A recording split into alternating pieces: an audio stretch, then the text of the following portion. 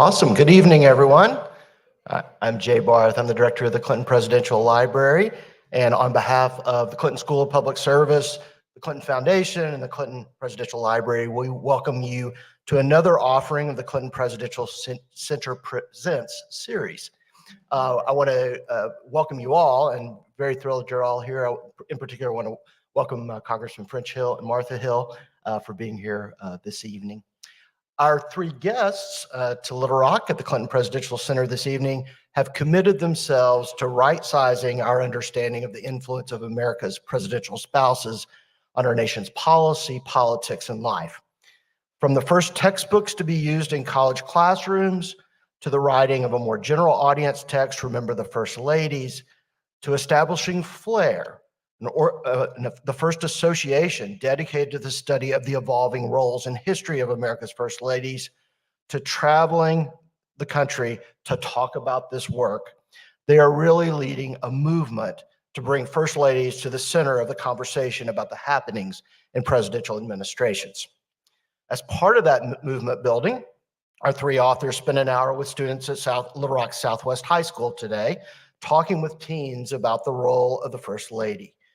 This year, my team at the Clinton Presidential Library has worked closely with Southwest High School students as part of the Academies of Central Arkansas. Through class talks by our staff about their work, job shadowing experiences, and a social media internship focused on First Ladies. I think you've seen a few of those this evening. Those students were introduced to work at a presidential library and in federal government service more broadly as part of the Academy of Leadership and Public Service at Southwest High. Our author's book, Remember the First Ladies, explores the evolutionary role of the First Lady and its historic importance on the American presidency. This groundbreaking work shines a light on the influential women who broke barriers and made a mark on our country and at times our world during their tenures in the White House. The book argues that First Ladies have been uniquely positioned to influence American society, policy, diplomacy, and life in the White House. Profiles of individual First Ladies bring their achievements and legacies to life.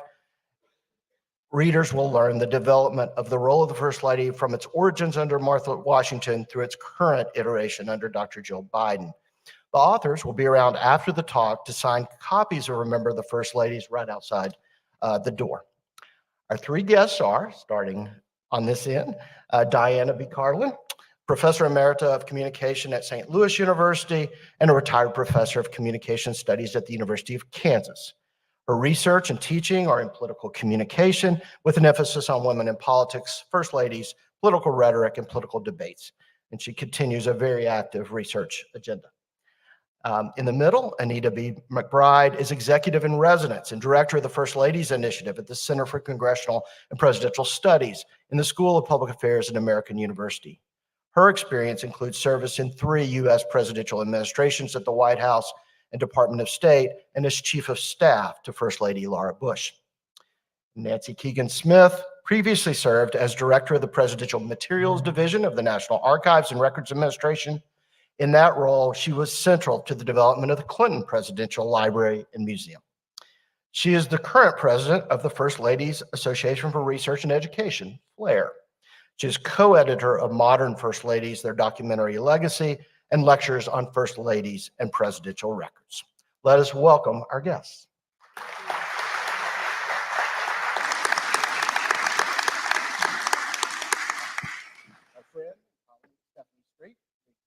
Director of the Clinton Foundation, who had a central role in a White House where the First Lady transformed that role, will moderate tonight's conversation. Stephanie, I'll let you take it away. Thank you. Welcome, everybody. We're thrilled to have you here with us this evening, and I'm so thrilled to have you all with us for this fascinating conversation, so I'm just going to dive right in, if that's all right. There are numerous memoirs and biographies of First Ladies, plus plenty of significant historical documentaries, articles. I'd love to know why you all decided at this time to write this book. And Diana, I'm going to start with you, if I may. All right. Well, this book, the red one, started with the blue one. I was approached about a little over 3 years ago from a publisher company about writing a textbook that I could pitch an idea to them. And I had been teaching a course, either an entire course or part of a course on women in politics on First Ladies for 30 years. And I didn't have a textbook, and I had to cobble things together, and there was a lot out there, but it didn't really do justice any one book. So I pitched the First Ladies book, and they loved it. And I said, but I can't do this alone. So I proposed 2 co-authors, and I gave them their credentials. And they said, yeah, I think they're qualified to work on that with you.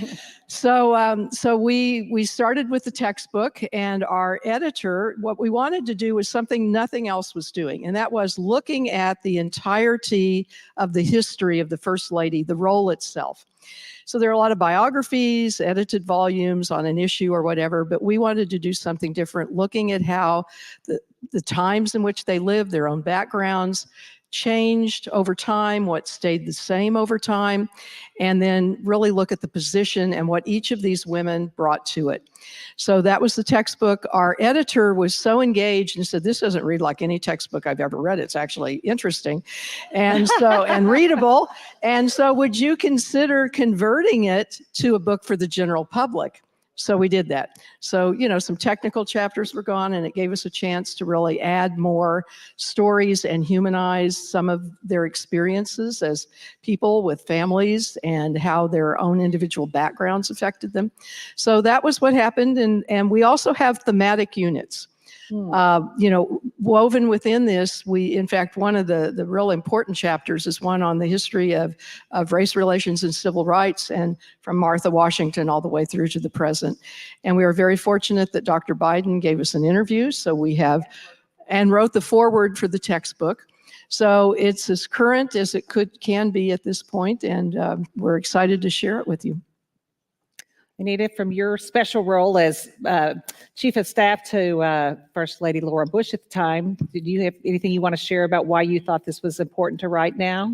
Well, I think, I've been working at a university for over 10 years, at American University, as Mike knows, and I was asked to come to the university to develop a program, an initiative around studying First Ladies, their impact, and their legacies. And it's the only university in the country that has this kind of initiative. But what was really clear, though, there was a gap in academic literature around this. I mean, we were hosting conferences around the country at presidential libraries, bringing together all the best voices, those who have written about First Ladies or worked with First Ladies, but still to have an authoritative text like this didn't exist. So it was a great exercise. I have to say I was intimidated about writing a book. I'm glad that I had 2 co-authors to really help me. Diana had written textbooks before, Nancy had written books. So I think the publisher was shocked, was not at first convinced that 3 people can write a book, but we had such a great working relationship and process. And I think we've given a gift to schools and colleges and universities around the country to actually have something so definitive like this. So we're on a mission to get it in the hands of as many students as possible. And I'll just say one last thing. Every student in every class where we tested this book before it was actually published all said the same thing. Why did we never learn this before? So that's why we know we were on the right path. What a great takeaway. Well, Yes. Nancy, you and I had the opportunity to work together during the Clinton administration. When you were trying to get us to get all of our documents and boxes together. And so I'd love, from your perspective, having worked at the National Archives and being exposed to many different First Ladies, why did you think it was important for this book now? Well, I really think it is important because these U.S. First Ladies have done so many important things. And in teaching with the textbook, history still, even in 2024, remains very male-centric. And we would be continually asked by the men in classes and men who read our general book, why didn't we know this before? And so that their important legacies were somewhat hidden and weren't showcased the way they should be. And the records at the presidential libraries are a wonderful way of buttressing that. So that was, I think, an interest to make the history more fulsome on a very, very important group of women. And the more modern first ladies have left legacies, personal legacies. At the high school today, Anita was told about how much it meant to someone, Laura Bush's book initiative. And yeah, yes. And the first lady's legacies, wildflowers or books, it's a very personal legacy. Betty Ford, breast cancer and alcohol abuse and chemical dependency. So that is a good reason, I think. Thank you. Let's talk a little bit about the origins of the role of the First Lady. Let's go back to Martha Washington, Abigail Adams, and Dolly Madison.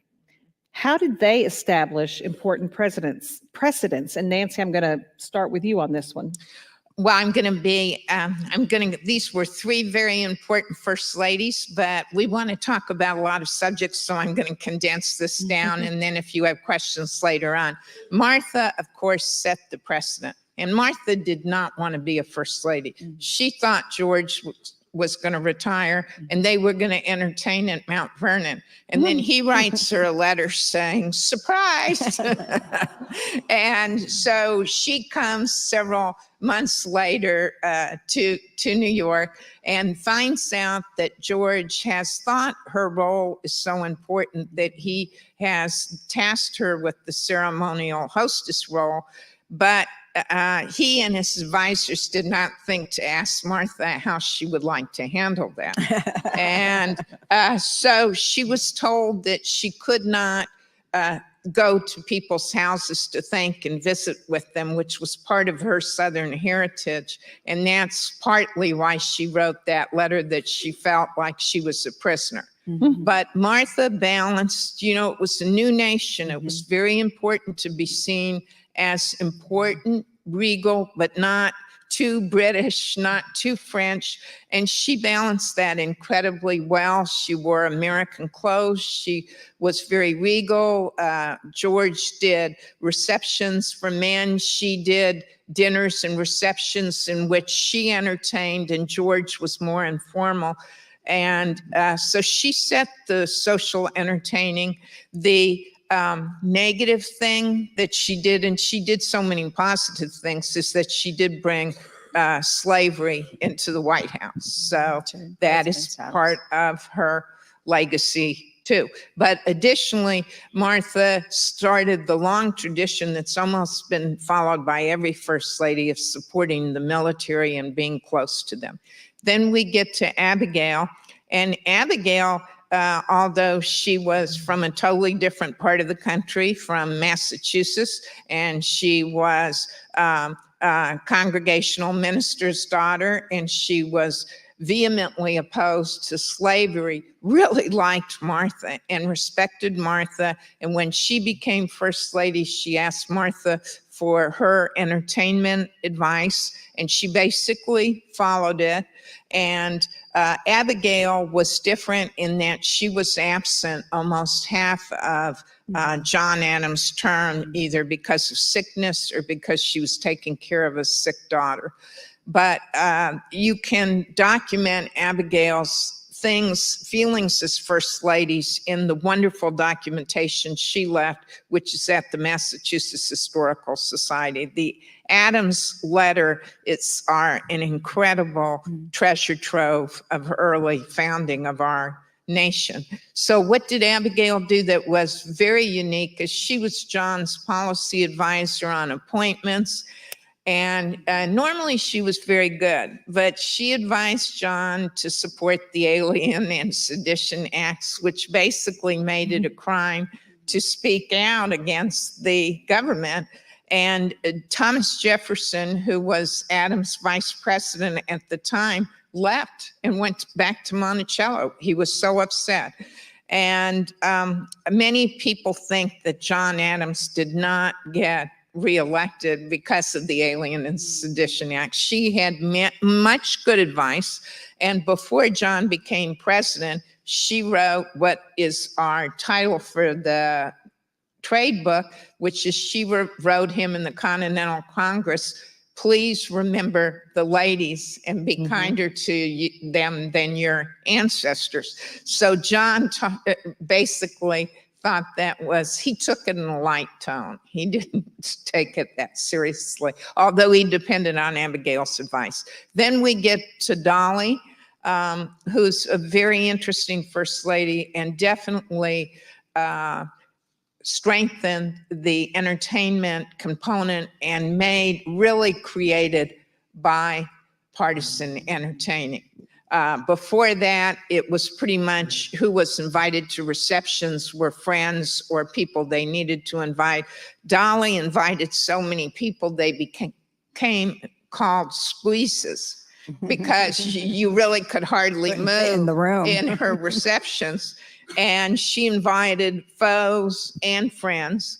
And she was very charismatic. She would wear turbans. She would wear French clothing. She was beautiful. And she managed to get every man thinking that she was totally interested in him, which is a wonderful ability.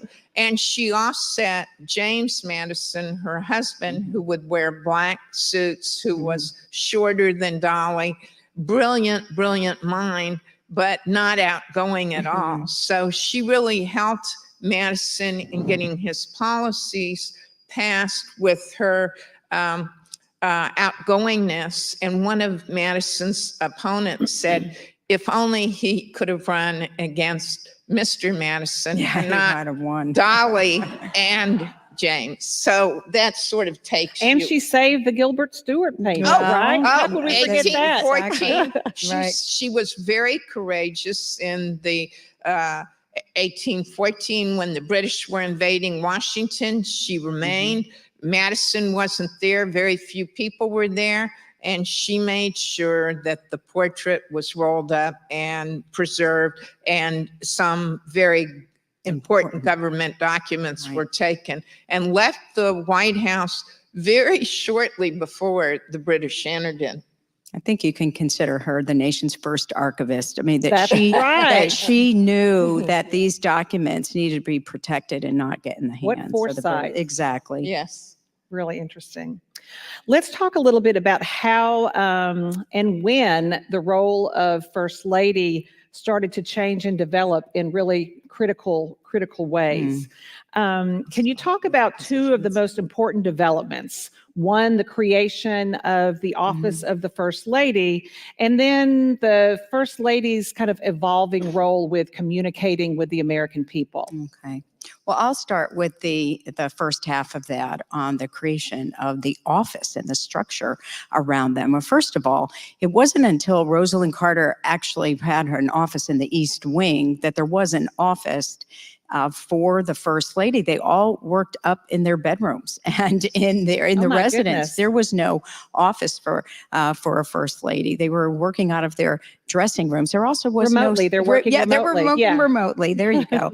There was also no staff other than, of course, our first 10 or 11 first families had slaves, and they tended to their personal needs, of course. But it wasn't until Edith Roosevelt was the first lady to hire the first staff position to the White House. So we're talking 1901. Oh my goodness. And the position was social secretary. That was the first position. The woman's name was Isabella Hagner. She was a local Washington kind of social person, well known. And so that was the first professional position, because Edith Roosevelt came into the White House with 5 rambunctious children. She was right. And she called her husband the 6th. And so there you go. And a stepdaughter who Teddy said, they asked Alice Roosevelt Longworth was always doing something, and they asked Teddy if he couldn't control her. He said, I can either run the country or control Alice, and I choose to run the country. Can't do both. But the position, so this now starts to professionalize it. And the important thing too is she got her husband to agree that this needed to be in the federal budget to pay for this position. And it helped Mrs. Roosevelt now manage the social obligations. And at the same time, remember, she was overseeing a massive reconstruction of the White House too. This is the creation of an executive wing we now know as the West Wing. Later, there was an Oval Office that was added because she needed all of that space in the White House for her family. Prior to that, the office and the residence were all in one place. And so again, so things start to change with that, and really changes the dynamics of the entire White House complex. Was that controversial? You said it had to be approved by Congress. I'm curious, like how that was received. Approved by her husband, because it was appropriation for the White House. I mean, I think she was another personality that was pretty strong, and he wasn't going to say no. Yeah. And then, but that, we're talking 1901. That's the first time. And then there are other positions that are added, but Mrs. Kennedy was the first to have an assistant for press relations to manage the press. And this was under the social office. It wasn't a communications job per se, but her guidance to her press assistant was, when dealing with the press, tell them as little as possible, but do it in a nice way.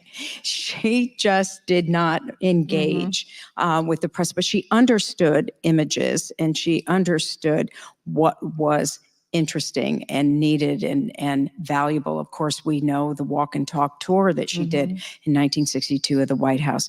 But again, I would say, and then of course, Lady Bird Johnson really professionalized the role of press secretary and brought a professional person from the media, Liz Carpenter, into the role. And then I'll just say again, Rosalind Carter changed the game.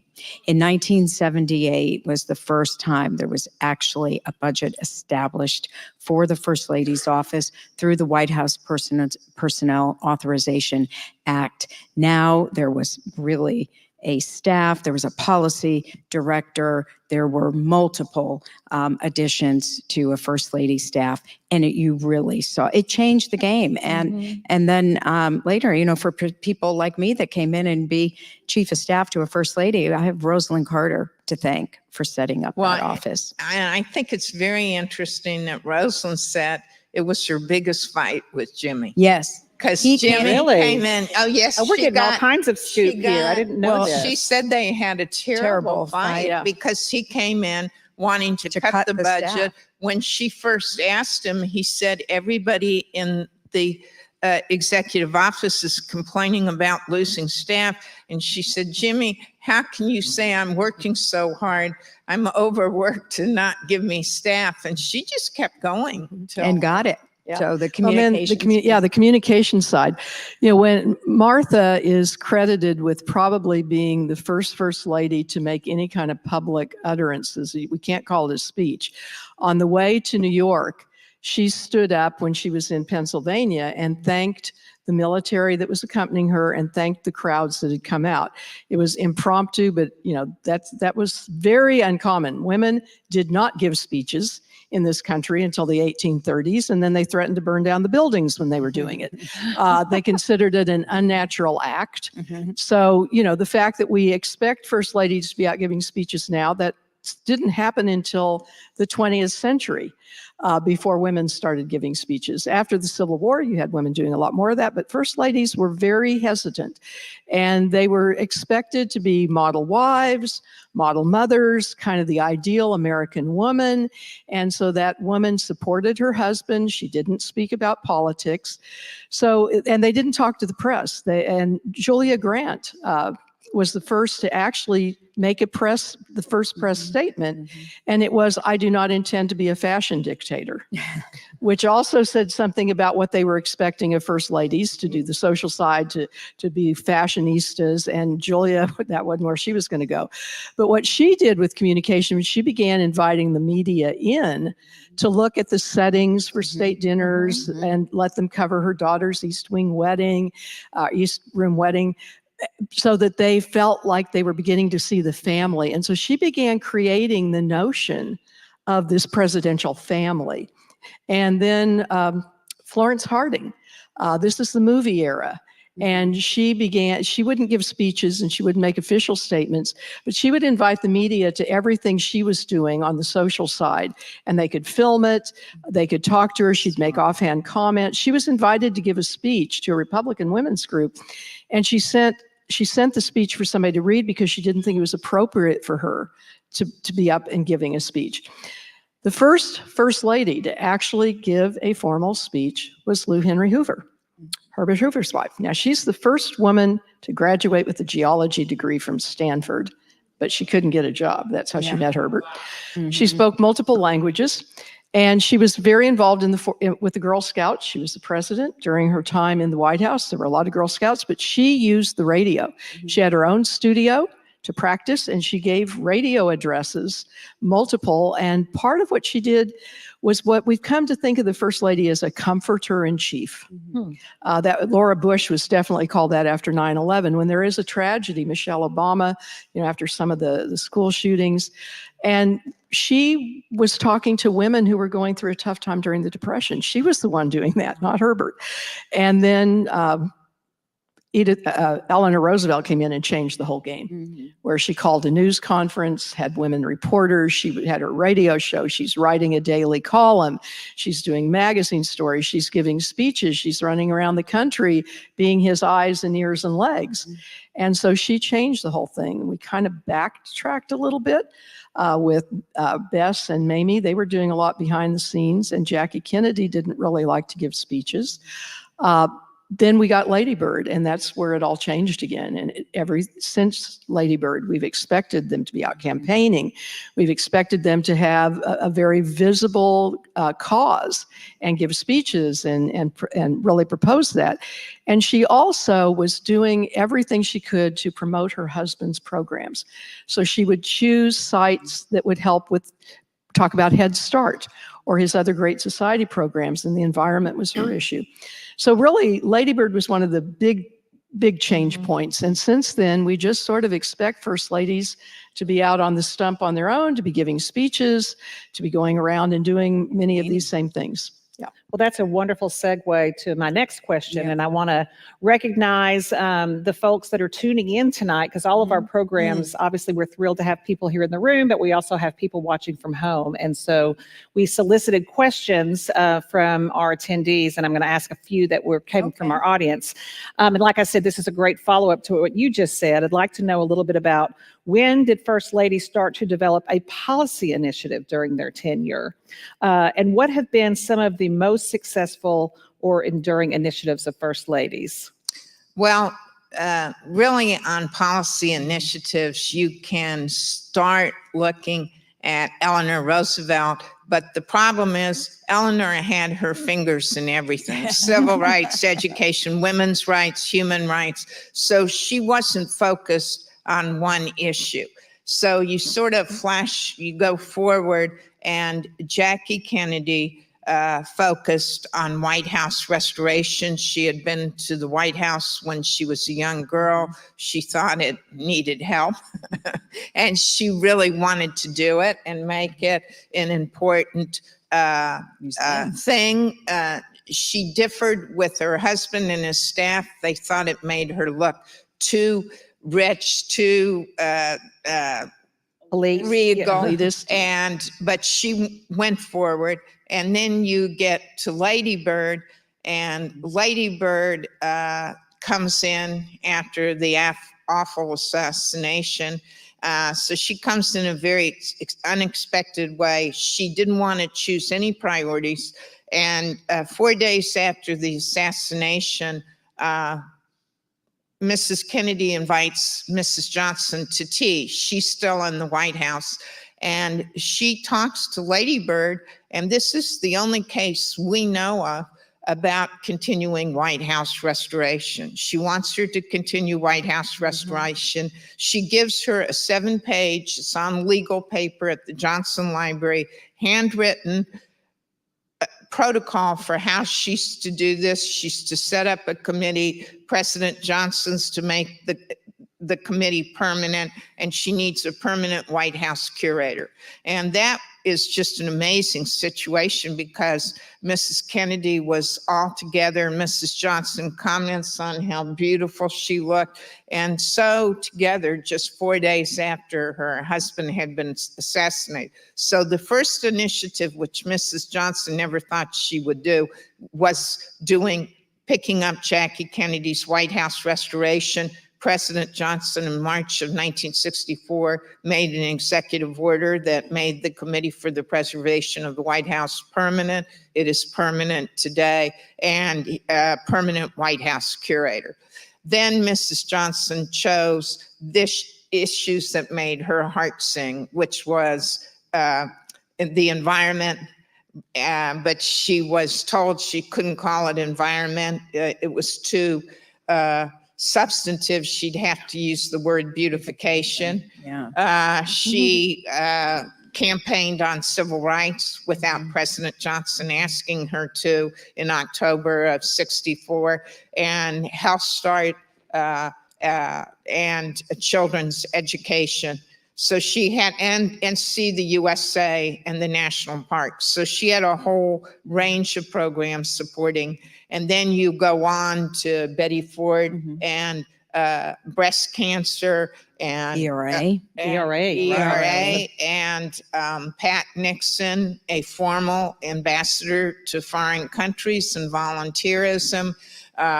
Michelle Obama, women's education and Childhood obesity. Yeah. Hillary Clinton.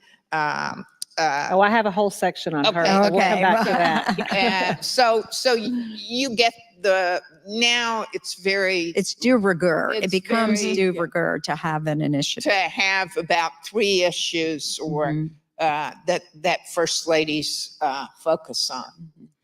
As far as lasting, several of them.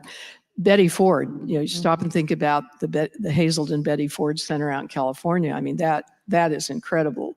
What Rosalind Carter did with mental health, she continued that, and also caregiving, Right. which became important in her and Jimmy's lives, and that was a real big issue for her, and also immunizations.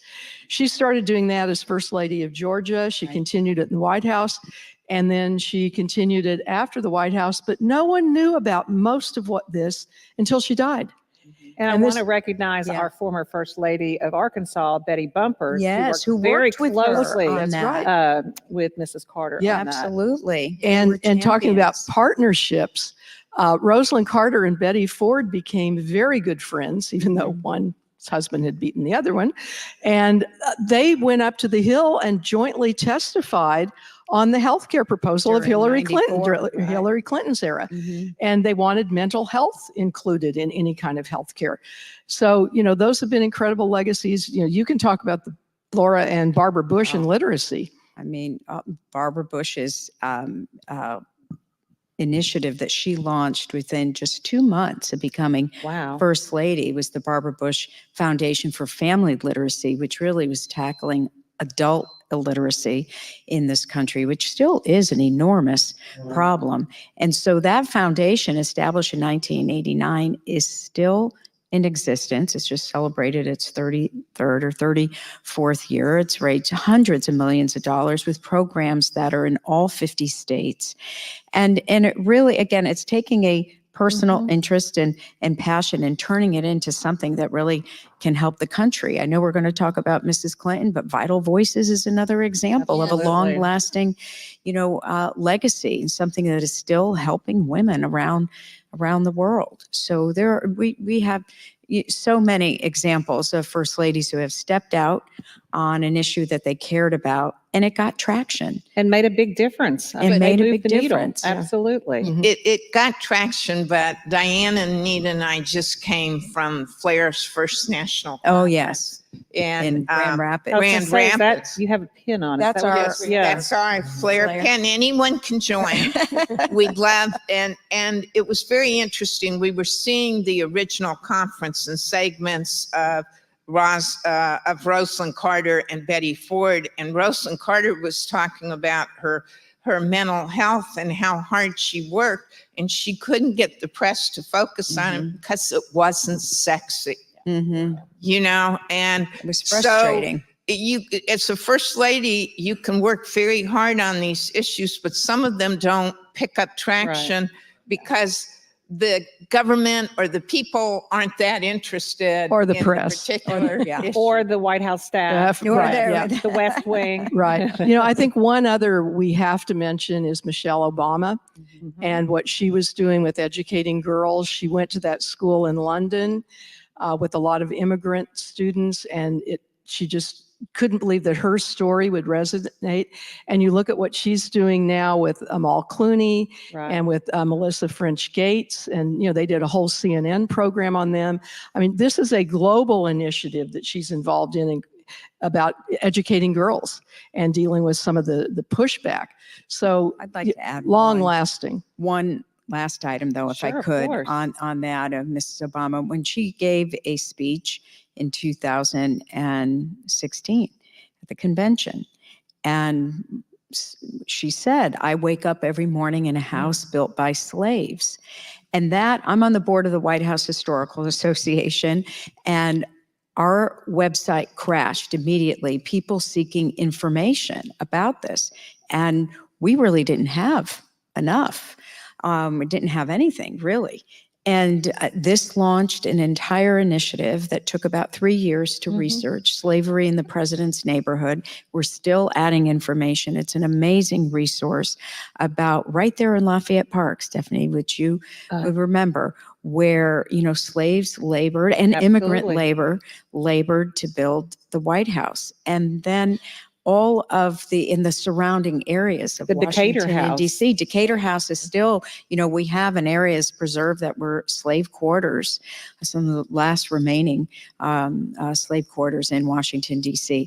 But that speech really launched an initiative that now is material information for history in perpetuity about the building of the White House and the full story. The full Basically, story, this the is what it American is. story. It's the Yes. full story. Yes. And I'm going to, personal point of privilege, I'm going to shout out a wonderful program that the Clinton Foundation runs with the George Bush Presidential Center in Presidential Dallas. Leadership. And our Yep. director of that program, Mike Mike is Hemphill, is here. here. And many of you may not know this, but this program, the Presidential Scholars, it's an incredible group of 60 leaders, the most diverse group of people that you could ever imagine that we assemble through this program across the country. Right. And Mike, what year was it when we were at the Decatur House? The first Maybe it was year. 2016, 17. We usually do a dinner. The Decatur Yes. House is across Right. the street, and that's where the offices of the White House Historical Association are. And we were having a fabulous tour. And one of our colleagues said, Yes. "What is that? Like She this was- little closet over here?" They said, Right. "Oh, that's part of the slave quarters." And she said, She was "Is very that part of the disappointed. tour?" Right. And they're like, "No, we really don't have," I mean, again, it was very, to make a very long story short, because of that and because of a lot of what you were just talking about, our presidential scholars got very involved in the They did. fundraising to bring that initiative to life. And Right. now there's a full story about the work of the slaves and Right. building parts of the Decatur House. And that part of the Decatur House is now part of the It's- official tour. It is. And it's been restored. It's been and restored. It's really, really Yeah, very and important. Thank you for This reminding us of nonpartisan, that. wonderful program Yeah. that we run together. Yeah. We do all work together, believe it or not. Yeah, that People was may not great. believe that in this age. That was a great legacy. Yeah. I'm going to ask everyone to turn their attention to our screens because we are in the Clinton Presidential Center.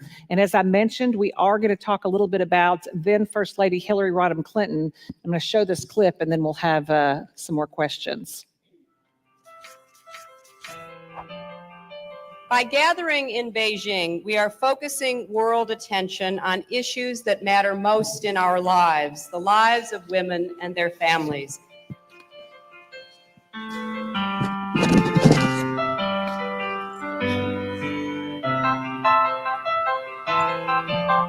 I believe that now, on the eve of a new millennium, it is time to break the silence.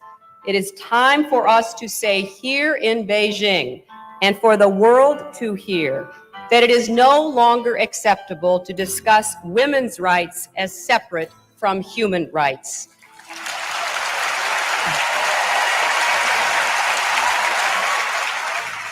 It is a violation of human rights when a leading cause of death worldwide among women ages 14 to 44 is the violence they are subjected to in their own homes by their own relatives.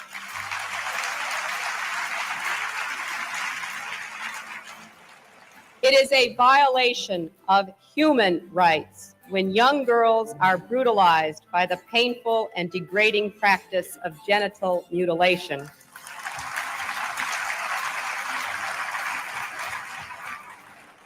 It is a violation of human rights when women are denied the right to plan their own families, and that includes being forced to have abortions or being sterilized against their will.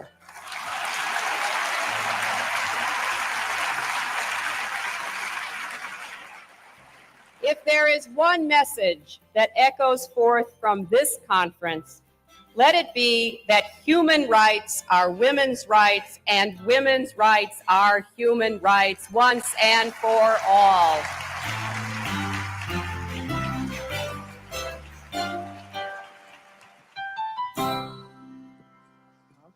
That was very powerful. Anita, I'm going to start the questions with you here. I'd love to hear your thoughts on Secretary Clinton and her role as First Lady, from her efforts really to promote the White House as a showplace for the best of American culture, to her goals and to her campaign to save America's treasures, and then also leaning in how she leaned into some of President Clinton and the administration's policy goals. Talk a little bit about that. All right, I'll talk about the White House, the impact on the White House. Of course, I love that topic, being the White House Historical Association. Again, a legacy of Jackie Kennedy. This was her establishing this because she knew there would never be enough government money to protect the White House in the way that it should be, museum standard. So all First Ladies really have felt this obligation to be a good steward of the White House. Mrs. Clinton, came in. This is a new era. This is a baby boomer generation. They're really looking at what impact or what they can bring to the White House. That's new and modern. And she had an affinity for classic American art. And so she brought some new ideas to the White House to show that it's a living, breathing museum. It doesn't have to say static in the past. Exhibits of modern sculpture, pottery, modern art, glassware. These were temporary exhibits that were in the White House. It's very, very interesting. But then she also was a caretaker for the historic rooms. A beautiful restoration and renovation of the Blue Room happened under the Clinton administration. And of course, they are there on the eve of the millennium. And so and she brought let me mention two pieces of art too, and two artists that she brought to the White House. The first African-American artist, Henry Tanner, a painting that she brought to the White House, an acquisition of the White House Historical Association, and the first 20th century woman artist, Georgia O'Keeffe, that she brought. And that painting has been hanging in the White House library since that time. It has not been moved. And then also on the eve of the millennium, the china that she designed, which is the most used china to this day, beautiful, the 200th anniversary of the White House. So again, even though when we think of Mrs. Clinton, we think of all the policy initiatives that she was on. Of course, she's the only First Lady to go on to be elected in her own right, and as a senator, serve as a cabinet officer, run for president, be nominee of her party. But she did have this sense, as most First Ladies have had, this obligation to protect the White House. And she did. And then the Save America's Treasures point that, again, on the eve of the millennium, a recognition that Americans needed to be invested in really protecting and being caretakers of all of our historic sites and how they needed to have this light shined on them. This was an initiative, too, that she talked to Laura Bush about when Laura Bush came into office. And Laura Bush continued to support it and expanded it with the Preserve America initiative that these two programs ran in tandem. Save America's Treasure still exists. And I'd love to invite you all to, if you haven't already seen our wonderful temporary exhibit right now, which is all about, it's called Be Our Guest. And it's all about state visits and how the president and the first lady really take a deep interest in those visits because they help set the table for diplomacy. Right. And they take such care in designing each visit to make it special for that leader. And one of the things that Secretary Clinton did, or then First Lady Hillary Clinton, which was perceived as a little controversial when she first got there, was to bring an American chef to the White House. Right. There was a French chef, and all state dinners and formal affairs were served with a French service where they go around and everybody sort of awkwardly has to try to grab the tongs and get your item off your of the beef. tray. And she really wanted, again, as I said, to showcase the best of American culture and cuisine. And therefore, she brought an American chef. They started serving these formal dinners with American service, plated meals. Right. And I think a lot of people didn't realize that she took a real interest in that part of the role of First Lady. Absolutely. And the Absolutely. White House craft collection. Oh my goodness. Yeah. Which Yes. she went out to craftsmen and all 50 solicited states. their pieces and is on display. It's been on at the display Clinton here. Library. And she had, it was really sort of a competition in all 50 states because, again, another first on the state floor.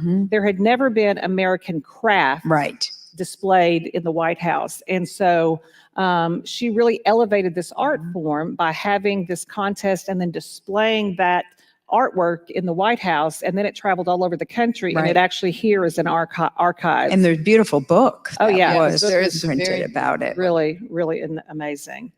Let me go to how many first ladies have had a turning point during their tenure that affected their activities. And we just saw this incredible clip from the then First Lady Hillary Clinton's speech to the 1995 Fourth World Conference on Women conference that was held in Beijing. And it really put a finer point, I think, on her longstanding efforts to promote women and girls. And also it laid sort of a platform for her future work as Secretary of State. I wonder, Diane, if you could maybe comment about a little bit about that and how sort of groundbreaking that was, and I'd love to hear from you all your perspectives too. Yes, she had done some international trips beforehand and had talked about some of the issues. As you said, you go back to her law school days, and she was doing work that dealt with women and children, and her work with Marian Wright Edelman and the Children's Defense Fund. So this was essentially who she was. And you had some slides up here when we walked in about Rosalind Carter going to Latin America. Pat Nixon is really the only first lady who's ever addressed two foreign parliaments on behalf of her husband. And until Hillary, Pat Nixon had gone to more foreign countries than any other first lady. But at the time of Beijing, and that is just an incredibly powerful speech, we had tensions with China. It seems to be something that continues to this day. And we especially had a problem because of their human rights violations, and a Chinese American named Harry Wu had gone to China. He was exposing a lot of the human rights violations, and the Chinese put him in prison. And so in order for Hillary to accept this invitation, she had to really get past the West Wing. Oh, because trust me, I remember I'm that. sure you are well aware of what went on, because they didn't really think she could go over and do that. Well, an American citizen was being imprisoned in China. Well, they eventually let him out. And so she, it made it a little easier. It didn't ease things with China. In fact, the Chinese media did not cover that speech. Right. The world media did. You heard some of what she said, and the Saudis walked out during the speech. So this was, her on a stage, world stage, really that no other first lady had probably had. And she was credited with giving probably the strongest statement of the Clinton administration on human rights. And where that really became a turning point was that after that, she really took that issue and ran with it. And, prior to that, she'd had some difficulties with the healthcare issue, but she continued to work on that, but working through some of the legislation that was going The through incremental change. Yes. But she ended up going, I think, to over 50 countries and gave like 70 some speeches, basically out of this Beijing topic. And then that led to a lot of what she did in the Senate and what she did as Secretary of State and a lot of the women's initiatives. So it really was a turning point for her, and the impact, continues. Like you said, Vital Voices, the American Afghan Women's Council that she's done. Laura Bush She and Laura did. Bush continue to be the co-chairs. Yeah, and are still working on making sure Afghan girls are getting educated in some ways. So it was not only a turning point for her, but I think it was also a turning point for the position of First Lady and the type of platform that they could become independent speakers and could also enhance what the administration was doing and put an issue on the worldwide stage. Yeah, for sure. That really, again, leads into my next question about how First Ladies' legacies often endure and grow after they leave the White House. You gave some examples of Michelle Obama and the incredible work that she's doing now. But in Secretary Clinton's case, obviously this is particularly true given her historic run for Senate and winning the Senate seat in New York, obviously her role as Secretary of State. Could you all, and maybe Nancy, I'll start with you, speak to the significance of her legacy and its impact in our nation and around the world? And you did a little of that, but I'd love to hear Well, from you. she's had an incredible impact on pushing women forward, on breaking the glass ceiling, on running for Senate when she was still First Lady. I mean, that was unheard of, right. and being elected. And then she is Secretary of State. She runs for the Democratic presidential nomination, and then she gets it in the next race. She gets the Democratic presidential nomination.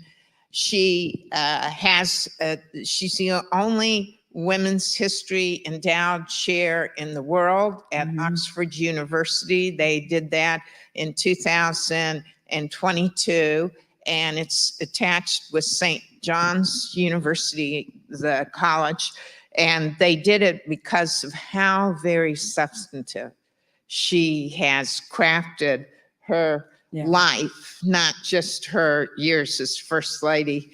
And there is also an oral history project on her at the Miller Center. The First Lady, the Miller Center, which is associated with the University of Virginia, normally does like presidential recordings, presidential projects. Well, they decided Hillary Clinton was so significant, they are doing an oral history project on her Secretary of State years, which her advisor and historian Alita Black is heading up. And then she, as if this isn't enough, she writes books. She's got a play, and it's interesting. Hillary Clinton channeled in her memoir Eleanor Roosevelt. She did a chapter on talking to Eleanor Roosevelt. And in her speeches, she was always talking about, when I've gone to this country, it's good for me to know Eleanor's been here before me. So there's a lot of similarity between the two women, but certainly she has created a lasting legacy for women and for breaking the glass ceiling and for just pushing forward.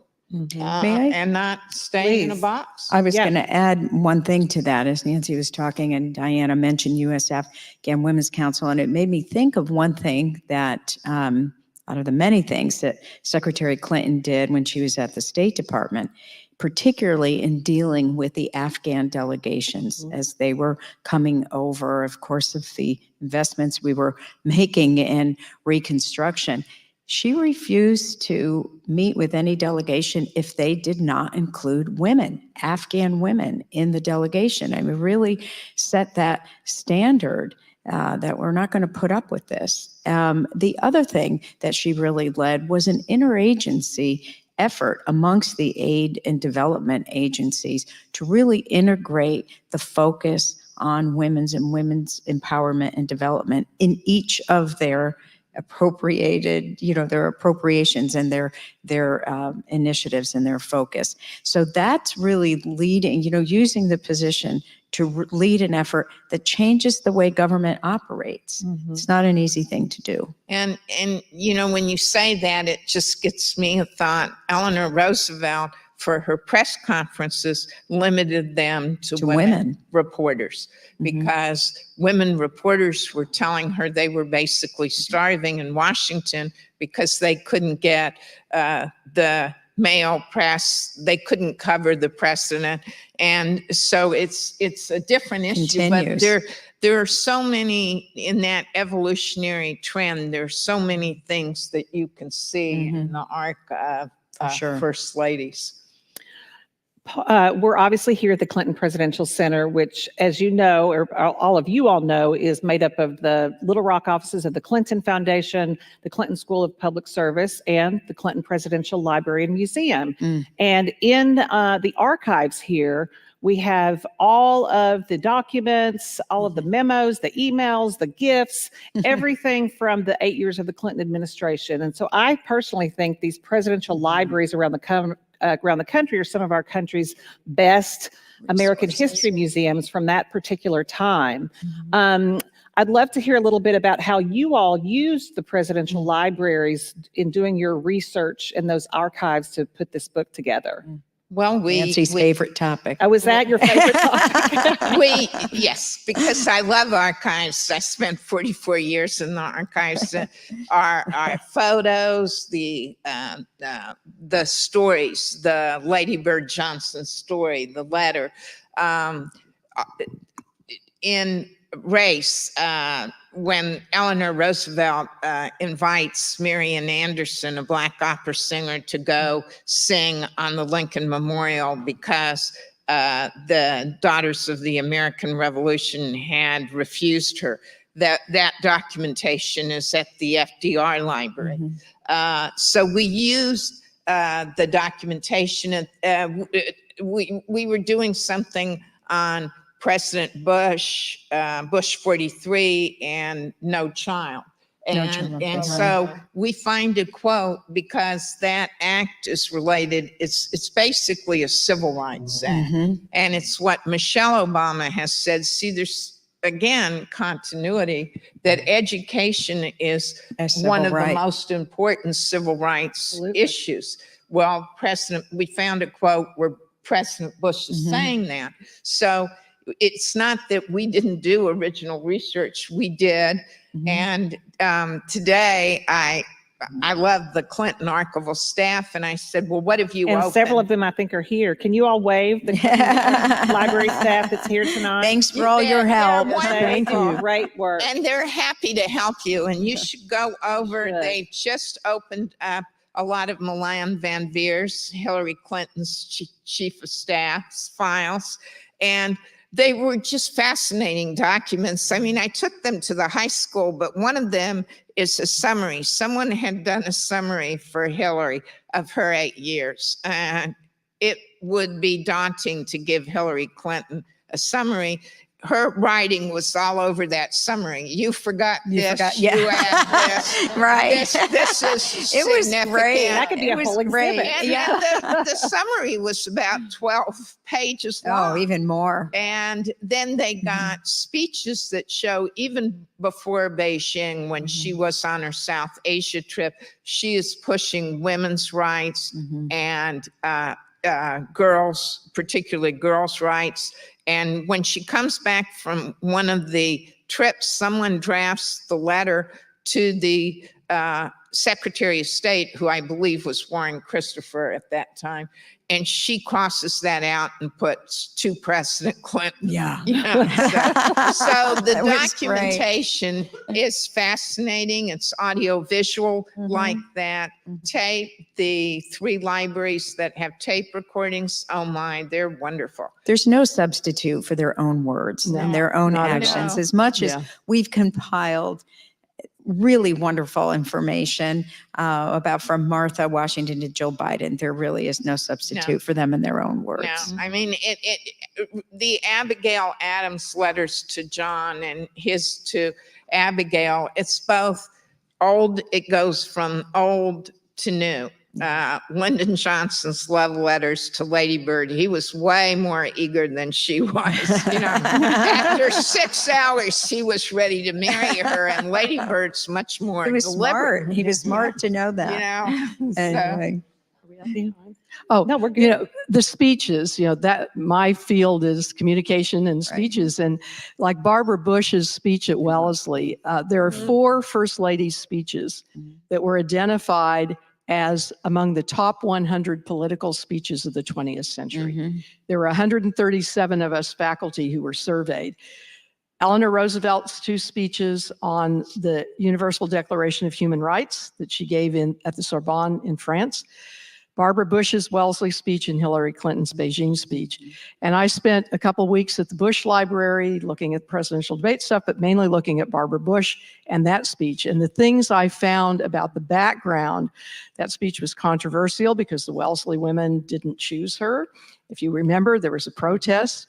And so to see the memos, to see the decision-making, it added to what we were able to talk about, and even the letter she sent thanking everybody for sticking with her and helping this speech become so successful. So those are the kinds of things you just can't talk about unless you have those documents.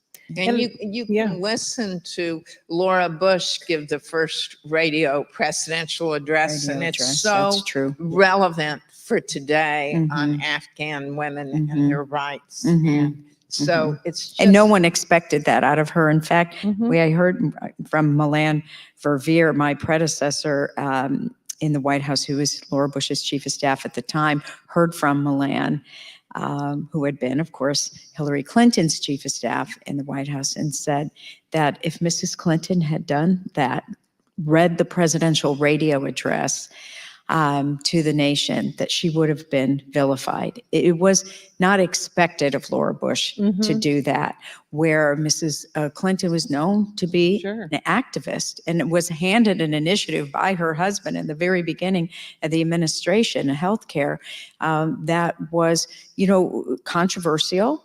But she was more than qualified to do it. The country just wasn't ready. Right. Well, before I go to my final question, I want to underscore what incredible resources all the presidential libraries Libraries are when you just hearing about the types of things that you all saw and Mhm. were able to research. And I don't know if you all know that, but you all can make appointments and go to the presidential libraries and do the kind of research and see the documents and see the notes in the margins that Right. it's really profound. And again, I just want to thank all of the staff that work here at the library for their just Thank you. diligence and everything they do to preserve the history of our country. It's so. That's right. And I'm not making news here, but you may have seen a little press release that we kind of put out there last summer, where we announced that we're going to have an expansion of the Clinton Mhm. Presidential Center. We've hired an architect, Jeannie Gang, who those here in Arkansas may know was the lead architect for the the Museum of Fine Arts. And so we're busy working on that right now. But one of the exciting elements of that expansion, as we've talked about First Ladies, is going to be the Hillary Rodham Clinton Institute, which will be located here. And part of that may not be the final name, but we're calling it that for now. But what's so exciting about that is she has decided that the Clinton Library is going to be the home of all of her records. That's good. All of, not just the First Lady's That's records, which good. are here, but her Senate papers. Should be. The papers that are allowed to come from the State Department. Right. I just said allowed to, and all of her campaign records. Think That's about that for great. historians and for future students and journalists. All of that will Right. be here. And I think that will even make this place more special and more unique to have Yeah, all of her records Definitely. in one place. So for our final question, obviously, we know that only women have occupied this role in the White House in American history. And I'm assuming at one day we will have a first gentleman serving in this role. And I'd love to hear from each of you, and we'll start down here with you, Diana, how you think that role may evolve or change when the first gentleman is the spouse leading that office. Okay. Well, the role has evolved and changed with every the single time. woman who's been Right. there. So this will just be another step in the evolution. I come from a state that's on its third woman governor. So we've seen a little of this, and the three men were totally different in backgrounds. And, we have a second gentleman right now. And there are a lot of other, women governors. So I think we've seen that probably maybe the biggest change will be less hands-on with the social side, although there will be social obligations. And, Doug Emhoff is doing some of the social things also. But I wouldn't be surprised if most of those men follow Dr. Biden, and they will continue to have a job outside, will continue to work. Doug Emhoff is teaching at Georgetown. It's difficult because you have to make sure you're not in any kind of a position that's going to have a conflict of interest with the government and the president. But I think there will still be, they'll be out speaking. They will probably have some issues. And I know he's taken on an issue now, or has been asked to. So, it'll just be another step. And that's kind of where I think it's going. I'd like to add one thing to that. It's true. Doug Emhoff is serving as second gentleman. He does. He's working outside the home as well. But I've seen interviews where he has asked, "What's his most important thing? What does he see as the most important thing that he has to do in this role?" He says, "Support the vice president." That's a very traditional response, male or female. They are there to support their spouse, the elected official. So I think that gives you a window onto the fact of how, when there is a man in the first gentleman role, how they will adapt. They will support the president of the United States because that's the elected official, and they will carve out issues and interests of their own. I'm very convinced that the White House has always adapted to its occupants, and the occupants adapt as To well. Anita's point, they will adapt to what the first female president sees as their role. And it will be that relationship, as all first ladies have either been empowered or not empowered. Anita, Diana, and I can give you a whole list of first ladies who were held back by their husband's concept of what they should do. So part of this answer depends on the president. who he is married to and what her concept is. In the 2016 campaign, Hillary Clinton said that she would definitely have Bill Clinton dealing with economic issues. But it depends on what the pluses of the man are, the experience, and what that relationship is. Is it a close, supportive relationship? And we have found that the first ladies who are most successful definitely get the support of their husbands. Some of it is in different ways, but they definitely need the freedom and support of their husbands. Agreed. Well, I hope you all join me in thanking our wonderful panelists for a very lively conversation tonight. Thank you. I also want to say a special thanks to our Clinton Center ambassadors who are here. With your support, we're able to do programs like these, and our Clinton Center donors and supporters. We appreciate it, and I know everyone here appreciates what you do for us, because that makes this type of evening possible. Thank you to those who have tuned in online. We're thrilled that you were with us tonight as well, maybe not here in the room. And just a reminder that outside the door here, we have books for sale, and you all have graciously agreed to sign all of our books. So if you'll please stay seated and allow our stage participants to get set up. Thank you again, and enjoy your evening, and we'll look forward to seeing you back here in a few weeks for our final program, which in conjunction with this exhibit, Be Our Guest, it's going to be exploring the Václav Havel State Visit. We'll have the former executive secretary of the National Security Council, Glenn Davies, here, and our wonderful scholar in residence, Jay, that works with you and is really an expert on that relationship. So it'll be a really fascinating program. When is it again? I forgot. Next Thursday. So same time, same location. I hope you'll join us for that. Thanks again. Thank you, Stephanie. Thank you. All right.